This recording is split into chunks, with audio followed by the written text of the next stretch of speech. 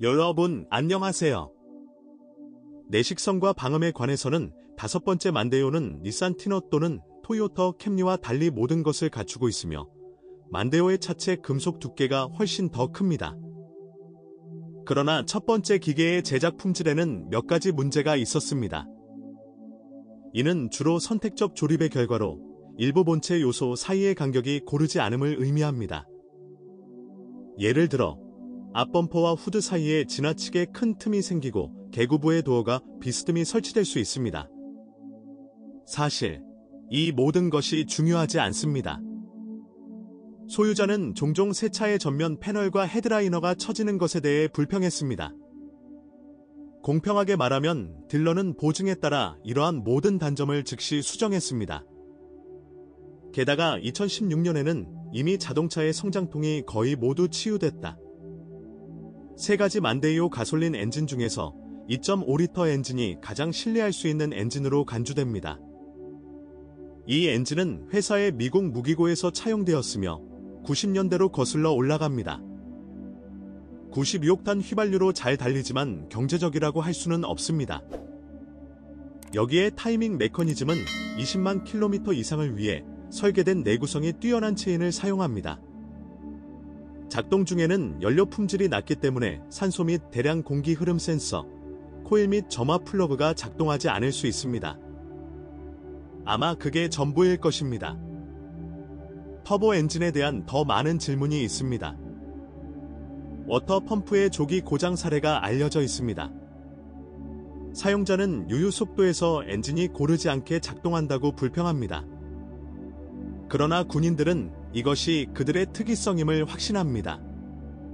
10만 킬로미터 후에 터보차저를 사용할 수 없게 되면 상황은 더욱 악화됩니다. 소유자가 199마력 엔진의 칩 튜닝을 수행하여 출력을 240 이상으로 높이는 경우가 종종 있습니다. 그러한 자동차는 피하는 것이 좋습니다. 결국 부서진 엔진이 얼마나 오래 지속될지, 앞으로 어떤 문제가 발생할 수 있는지 아무도 모릅니다. 모든 엔진은 6단 자동 변속기와 독점적으로 짝을 이룬다. 아무도 고전적인 자동 기계의 트릭을 기대하지 않은 것 같습니다. 그러나 그것은 거기에 없었습니다. 때로는 아주 드물지만 주행거리가 10,000km 미만인 자동차에서도 자동 변속기가 실패했습니다. 당연히 딜러는 보증에 따라 교체했습니다. 6만에서 8만 킬로미터에서 기어박스 실이 누출될 수 있습니다. 자동의 잘못된 작동에 대한 많은 불만이 접수되었습니다. 상자는 두 번째 기어로 전환하기 전에 첫 번째 기어에서 오랫동안 멈출 수 있으며 D, 드라이브, 에서 R, 후진, 모드로 전환할 때 눈에 띄는 충격이 있습니다. 이러한 결함은 일반적으로 박스 제어 장치의 프로그램을 플래시하여 제거됩니다.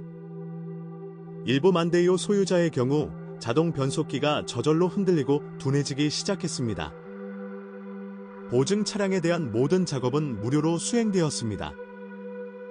서스펜션 결함에 대한 통계는 아직 완전히 형성되지 않았습니다. 자동차는 아직 꽤 어립니다. 그러나 일부 사본은 이미 15만 킬로미터 이상을 주행했지만 3년 동안 세시에 대한 부정적인 리뷰는 없었습니다. 현재 만데이오가 서스펜션 디자인을 거의 완전히 물려받은 4세대 자동차인 이전 모델로 판단하면 세시에는 실제로 문제가 없습니다. 그리고 주요 비용은 10만에서 13만 킬로미터 후에 시작됩니다. 정기적 오작동 중에는 좌석, 창문 및 거울의 전기 구동을 제어하는 컴포트 장치의 드문 결함이 강조될 수 있습니다. 스마트폰에서 항상 공통 언어를 찾지 못하는 독점 동기화 멀티미디어 시스템에 대한 불만이 있습니다. 기후 제어 편심은 자발적으로 발생하지만 매우 눈에 띄게 발생합니다. 예를 들어 온도가 19도로 설정되면 뜨거운 공기가 갑자기 디플렉터에서 나올 수 있습니다. 전반적으로 만데이오는 구매하기에 좋은 옵션입니다. 선천적 결함이 나타나기 시작했을 때 첫 번째 배치에서 자동차를 가져가지 않는 것이 좋습니다. 주요 잼이 이미 제거된 경우 나중에 옵션을 유지하는 것이 좋습니다. 문제를 최소화하려면 2.5리터 엔진으로 개조하는 것이 좋습니다. 그러한 모델이 있거나 있었다면 댓글에서 무엇이 어떻게 깨지는지에 대한 정보를 공유하세요.